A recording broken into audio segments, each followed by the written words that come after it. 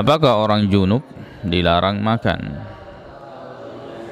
Ya, tongangiro makada orang yang junub itu dilarang untuk menyentuh makanan. Ada dalil yang sahih dalam masalah ini. Ada terdapat yang dinisbahkan, akan tetapi sama sekali tidak memiliki dasar ataukah tidak sahih periwayatannya.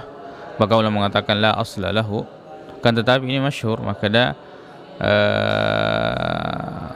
Makanya orang yang junub itu yurisul faqrah, akan mengakibatkan kefakiran. Hadisnya sama sekali tidak sahih dalam masalah ini. Bahkan terdapat hadis yang menyelisihinya, hadis Aisyah radhiyallahu anha yang terdapat dalam Sahih Muslim.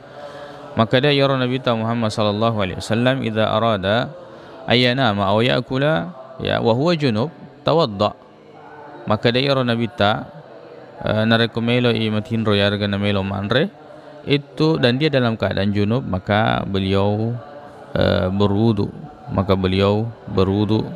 Jadi tidak dimakruhkan sama sekali orang yang junub untuk makan, kan tetapi yang terdapat dalam anjuran yaitu berwudu. Wallahu a'lam.